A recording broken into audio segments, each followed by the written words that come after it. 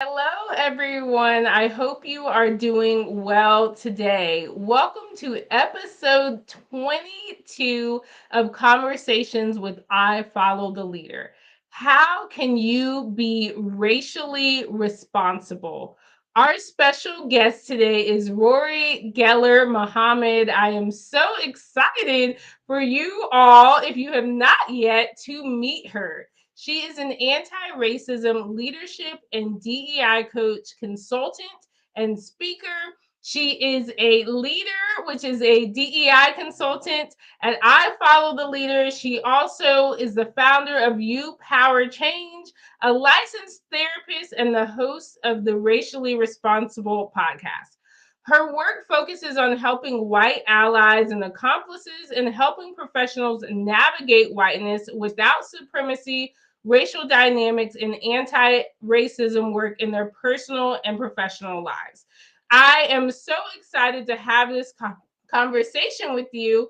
And Rorri, like many DEI specialists, brings a special personal side to her work. So I am going to bring her on and let her tell you a little more about herself. So, welcome to our special guest today. Hello, Rorri. Hi, Antoinetta. How are you today? I am good. I'm so excited to be here having this conversation with you. Thank you. Yeah, it's such an important conversation and something I am very honest about, something I don't have as much experience about. And so excited that you are here to share your personal experience and just what people can do to move ahead in this area. Yeah, definitely. I'm excited. I think it's a conversation that often isn't always talked about or that people often struggle with and I think comes from my own personal experience, right? Of trying to figure out and navigate this work along my own journey as a white person. What does that look like? What does this work look like for me in DEI work? Where does this look like in anti-racism work? Where does it fall? And really trying to figure that out and navigate all of that. And that's where a lot of my passion for this work and this has come from. That's great. And I know you have a unique story that you really share with everyone that I think is really special. One, your story, but also your willingness to share parts of your identity because that's not something you have to do. And so, would love for you, just so people can get to know a little more about you. What are some of the things that you bring to this work from your own personal demographics and identities? Thank you. Yeah, there's definitely, I think, a lot that comes up right around identity and what that looks like. And so for me, being white and growing up in a multiracial family, that was a big piece of this work for me and kind of what really pushed me towards it of trying to figure out what this looked like growing up. And just to kind of share a little bit more, my brother is a person of color. He is of Mexican descent. And so growing up, we are also close in age. And so when one thing that often stands out just from my personal experience that really I think shifted things for me was because we started driving around at the same time, he would often get pulled over and I would not. And not treated well, mistreated, all of that by police and things like that. And so that was one of the real catalysts that really pushed me into this work and into this journey and going into social work as sort of a tool for me of what, and as a therapist, right? Like, and that path to really push this work forward and figure out how do we change and prevent trauma from happening around, like, racism causes trauma. How do we prevent that? What does that look like? And then I also like to share a little bit more about my journey too, like as it sort of progresses and how that's changed for me. I'm also, my background is Ashkenazi Jewish, is my ethnic background, and people can usually see by my last name, it doesn't usually match what someone would traditionally think of. And my husband is Muslim. So and we're raising two children in a multicultural, multiracial, and multi-faith family. So there's a lot of overlap and a lot of talking about issues around identity and diversity and pushing back around systems that really need to change so that people can be their authentic selves and aren't feeling harmed or hurt. You just said so many amazing things in that introduction. And so, some of the things I really wrote down, and you all will see me if you're watching this versus listening. I love to take notes. But the trauma, so the trauma of witnessing, of experiencing certain things, I think that is so key.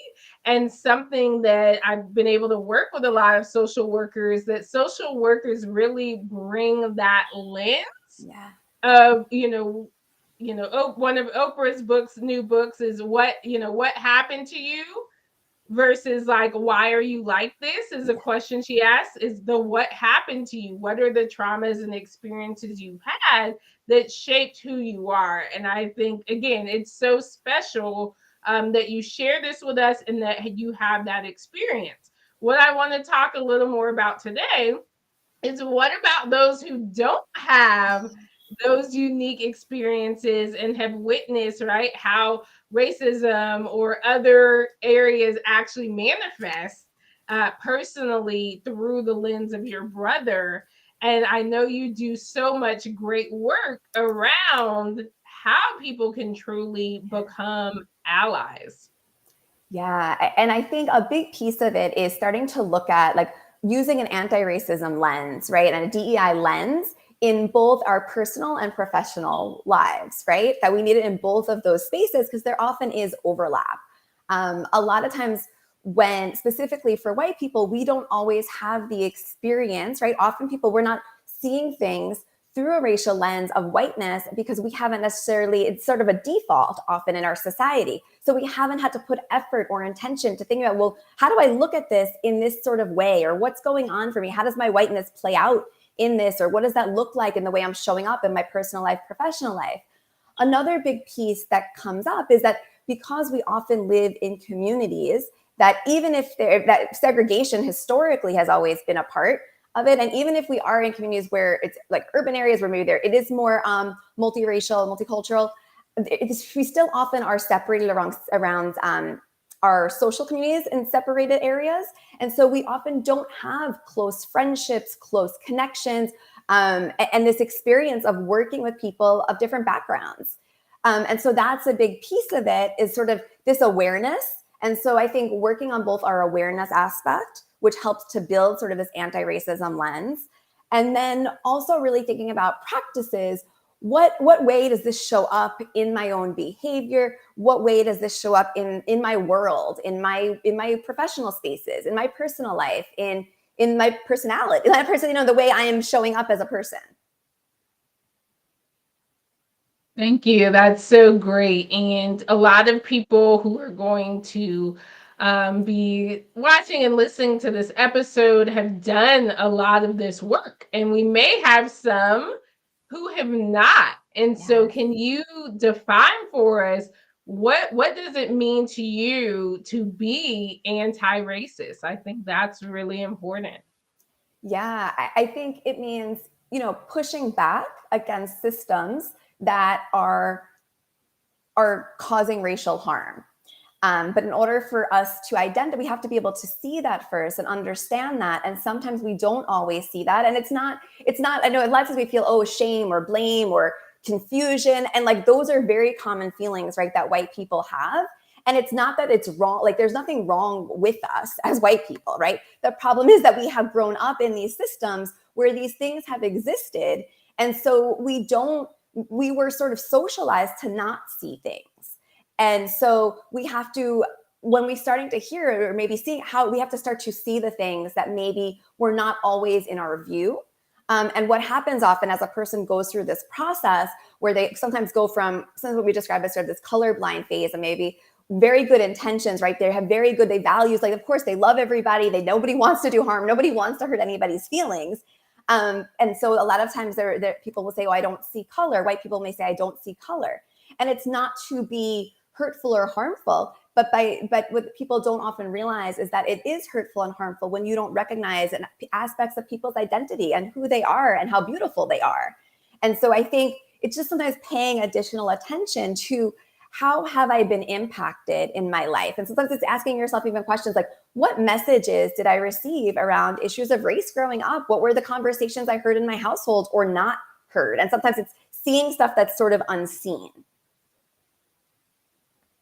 Thank you. That's so important, and I'm going to ask you a few follow-up Yeah. questions.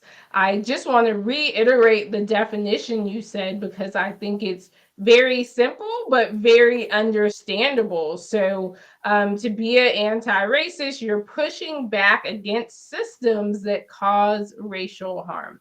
I think that is a great definition of what it means. And a lot of what we talk about in our firm is pushing that pace of progress, acknowledging, and I love that you said that you have to first acknowledge that you work socialized often not to see certain things. And that's people, obviously, right now, we're talking about how people can be allies, but for so many different demographic groups, right? When we think about race, ethnicity, religion, etc., gender identity, those who are often underrepresented um, have to deal with this every day. And those who often are the majority Yeah. are socialized, like you said, not to see things, not to have to experience that trauma.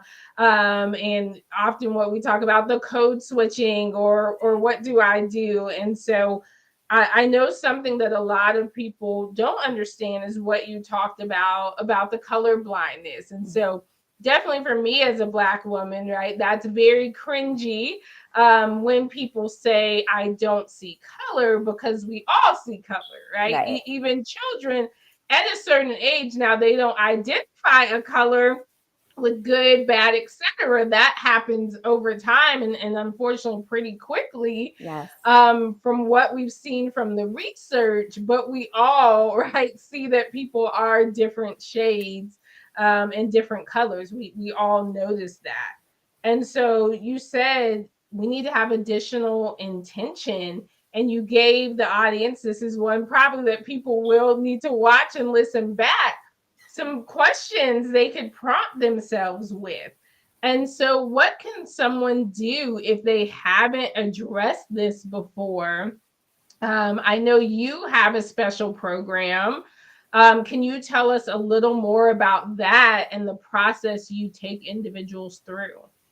Yeah, definitely. I think one thing when we think about what can we do, sometimes it's helpful to sort of get with any of these issues, right? Identity aligned support. So where we have support that sort of aligns with the aspects of our identity that are sort of causing us confusion or stress or challenges of how to navigate the challenges coming up around this. So that's definitely one of the things I think, and that's where my program came from. So my program Change Makers, which supports white people in really building skills, leadership capacity in to help them to overcome the challenges that sometimes do come up, to navigate some of the emotions that sometimes there's fear, frustration, anger, right? Sometimes it brings up some of our childhood stuff or issues with our parents or stuff we might have a hard time having these conversations with other white people. And there's frustration with that, not sure how to have those conversations. And so that's one way of sort of that helps to give us the skills and the tools that we don't automatically have to address it. Another way that I often break it down is to three areas. So one is being proactive in this work. And so, right, that's doing the preventative work, right? What can I do just all the time? Like, what am I doing in my general life, in my general workplace, right? What am I doing to push back? The second one is reparative. So like restorative. I'm sorry, not reparative, restorative. How do I restore harm? Sometimes I'm going to make mistakes, even when I'm trying to figure this out. I can't be afraid to say something or to have a conversation. I do need to be intentional and cautious and know that my intention may not always have the impact that I want. And when it doesn't, I need to work hard to repair any harm that's been done.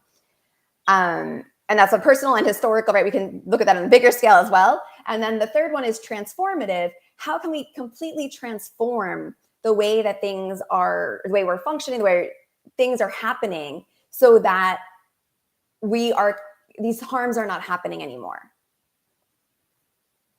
Thank you. That's great. And so being proactive, restorative, and transformative, I think that's so important. And you've talked a lot today already just about, that people may have certain emotions, whether it's shame or blame or worry, or that people may make Yeah. mistakes. And so can you talk more about how to navigate this work and knowing you will make mistakes, right? All of us, regardless of race, are going to unfortunately harm people. We may be prejudiced or do something discriminatory and not realize it. So, can you talk to us about how to address that Yes. if it comes up or if it happens? Yeah, I mean, I think the biggest one is making sure that when it's addressed, if when someone does bring it up to you and maybe you didn't know, that you don't necessarily, often we can go on the defensive and try to explain why we did this, right? Because often it's very common, like microaggressions or things like that. And it's important to say, to just take a minute and say, like, even if you're not sure and it's not making sense, take it in and listen. And even if you need some time to think about it, you don't need to have your answer right then of how to fix it. But I think it's important to listen, that when somebody is addressing that a possible harm or a harm that you have caused, that you listen to what they're saying. And so I think that's one way. And then working to both restore it, but I think also, right, we need to identify our emotions. We often also very disconnected from that. And this work is very emotional, right? We have to recognize that emotions are a big piece of this. And often we're sort of socialized also, right? There's this professional idea where it's not professional to bring emotions into the workplace. But there has to be some space for that in order to do this work. And so it is important that we are very conscious of our emotions, conscious of how that's showing up for us at work and in this work, and that we have a support system as well to help us navigate it. And that can be, right, like I was talking about, that identity aligned support. That can be your core group of people, whoever you have, but that you have a support system and it's not you, because we can feel isolating when we're going through this stuff and we don't know who to talk to. So one of the things is really building a support system out so that you have people to support you and help you when it feels hard. Yeah, I think that's so important to have that support system. And something you also said is making sure to identify emotions. And I agree, this work is emotional, it's also very complex. Mm-hmm. And so if you are not in tune with your emotions, with speaking your emotions and doing so in a healthy manner, we see unfortunately a lot of harm that happens even with those who are trying to make positive change Yeah. and impact this work in this world. So I think that's really important to note that this is emotional work, like Rorri said, and it's also very complex work. Yes. So I would love to know from you, if someone is listening and they are someone who's white and wants to see success, wants to see progress, would love to know from you, what would progress potentially look like for someone who's gone through your program, etc. I know you've done this work for a Yeah. long time. What are some of the positive things that you've Yeah. seen from people willing to do the work? Yeah. I mean, I think one of the big things that stands out is people feel like they have deeper relationships and connections with other people. So it's not so much surface level, but actual real relationships, connections, community is one of the huge things that comes out of it. Being able to interrupt when someone hears something or when something's being said or something feels uncomfortable. A lot of times we do feel it, but we're not sure how to interrupt it in the moment, or it's so shocking we don't know what to say, or like, was that person actually serious? Like, I can't believe somebody said that. But there's also this idea where maybe we want to not people please, but sort of, we want to be nice about it. We're not sure, but what they just did was very harmful. So that wasn't nice. And so how do we address that in a way that actually makes an impact, right? Whether it's an educational moment or learning moment or whatever, however that's done. And so, yeah, I think that is one way, right? That's one of the things we see is that white people have the skills to be able, the strategies to be able to interrupt when harm is being done, be able to communicate, and be able to push back against processes, policies, procedures that are harmful, and that they are using their voice to be able to do that. That's great. And everything you're saying is going to take work. And it also, I love it though, because it's very intentional actions that people can say, how can I interrupt, right, when things harmful are happening? And so that does require skill building. Something we talk about a lot is really this work most people if we're honest, don't know how to do it on their own. And I know that's something we've talked about. What are your thoughts on, can someone just Google and become anti-racist? Can someone Google and become an ally? I would love to know your thoughts on that. Yeah. I mean, people can Google, but I don't think you're going to get the result necessarily that they could get information, but we don't know how to put the information often in practice. And a lot of people have done that, right? They say, oh, I've read all the books and I've listened to all the podcasts and I've done all of this. But I mean, this is why I think like the work that I Follow the Leader does is so important, because, and why, why I love being part of the team is because it's so important to have the support and to be able to guide and mentor and show the things that we're not necessarily seeing all the time, the support that we may not automatically have. How do we get that, right? A lot of times it's building actual relationships, and we may think we have this, but often the two people may have different versions of what that relationship is, right? One person may think, oh yeah, we're so close. And the other person's like, this is just the person that's at work. And there's this line. So, I mean, I think that's a huge piece, is that people do need support. So you can do all the learnings, but from the experience, what I see is people do all the learning, they say they do all the things, but it's struggle to put into practice because it's so emotional. And so they need some space to process some of that and figure out what next steps actually are. Thank you. So important, and completely agree with you. And just so what we see in this work is that many people have tried to do it themselves. Of course, we say don't DIY your DEI, and that could apply to anti-racism work as well. We see so many people trying to navigate it alone, but not realizing that DEI and anti-racism work, you can do more harm Yes. than good if you don't have the right tools. And we've talked about this now a few times, the right support in place.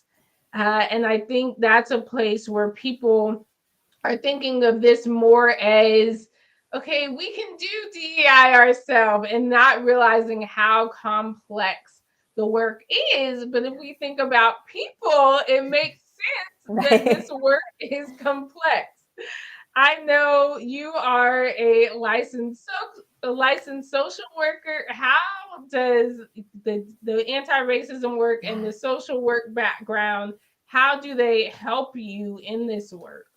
Yeah, I mean, I think the advantage of sort of having the background as a therapist and always just coming with like an anti-oppression lens to this work is that it's sort of able to bring sort of the skills. Like when you're in a therapy room working with someone, they're able to be, you're creating a space that somebody feels safe and comfortable to open up and to share things that are challenging. And so when we want to see sort of behavior change or things looking different, we need to be in sort of this holding safer space for that to happen and for a person to actually feel supported.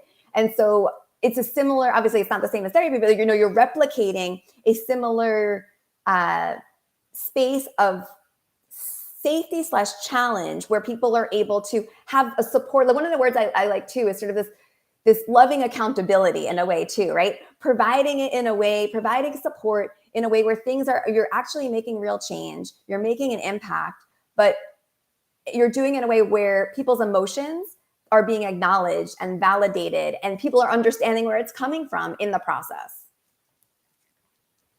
That's great. Having loving accountability, so important. This work is hard, but knowing those who are doing the work, we want to encourage them. We want them to continue. We want them to be motivated, and would love to know from you. For me, it is pretty rare to hear a therapist who is also talking about anti-oppression work. And I know you've talked about your background and all of that, but would love to know from you, Yeah. do you think therapy, do you think these conversations have a piece in DEI and anti-racism work as well? How can people navigate those things together? Yeah, no, 100%, right? I think these conversations, it's important to be having these conversations in DEI work, right? There needs to be space for people to share how this is showing up for them, right? It shows up in our life in all spaces. So what it's showing up at work, but we're also coming into work from whatever showed up outside of our life, in our life. So we're bringing all of those pieces with us, and it's all about bringing our whole self. And that's right. A lot of the work that we do in therapy, right, is it's building skills, building confidence, helping connect. Is relational, right? Relationships. How do we navigate? People come. What conflict is going on? What challenges are happening? How do we both look for solutions that work? But like you said, right, it's complex. And so often our solutions are not like, well, here's a quick solution, just apply it. It's we have to actually do this work on multiple levels to get a solution that will be effective. It's important. Looking for solutions, but also acknowledging that this is work that is long term. Yes. And there is no quick fix to become an ally. That is not going to be a night and day, or like you alluded to earlier, or read a few books and then all of that history and the systems in place just go away. And we have just a comment from Adriana just saying thank you for doing the powerful work that you do. I agree, and would love for you to just let those who are listening know if you have any closing thoughts for those who really want to do this work and want to be intentional. What would you say to them? Yeah, I would say to not feel if you feel that you're stuck and you don't know where to start, it feels so big, it feels so overwhelming. So if you're in that space, reach out for support, right? Don't stay stuck. The other thing that often happens is people feel like, well, I've tried a lot of different things, I've been doing this, and nothing is working. I've been in this work for a while, and nobody else is having the same conversation, or something like that. And so this, again, I think, reach out for support. This work is not meant to be done in a vacuum. It is meant to be done in connection and collaboration with others. And so not to feel, if you feel stuck, allow yourself to reach out. And I think that's the biggest thing, that we all have a really important a role to play in this work. And it's very important, right? White people need skills and tools to be able to do this work. And I know for a lot of us, we struggle with where that is. Where do we fit? We don't want to hurt anybody. We don't want to mess it up. We don't know what that looks like. And so to really reach out for support if you are in that place. Thank you. And I want to encourage all of you to, if you need help in this space, to reach out to Rorri. She has some great programs and trainings to help you through this. So if you are an ally who wants the support that you need to actually move forward and push that pace of progress, we will put Rorri's details. She will be linked if you're looking on LinkedIn. You're listening to the podcast, we will also share her information there. So please, I know Rorri would love to hear from you. Reach out to her. She can let you know more about her programming around this. So I just want to thank you for coming on today, Rorri, for being a guest, but also for being a leader at our firm. It's been great to get to know you better and have your expertise and your background and framework and piece of your mindset on the team. So thank you. Thank you so much, Antoinetta. And thank you. I love being part of I Follow the Leader. I Follow Leaders does amazing work. So I agree. Everyone should also reach out to get support. Thank you so much, Antoinetta. Thank you. Thank you, everyone, for listening or watching this episode of I Follow the Leader. This was episode 22. How can you be racially responsible? We will see you again soon. And in 2 weeks, we will be having our DEI webinar, Best Practices for DEI Groups. That will be on February 24th. And we will also have a replay. To learn more and register, you can go to ifollowtheleader.com/webinar. We hope to see you there and hope to see you again next week for the next episode of Conversations with I Follow the Leader. Thank you.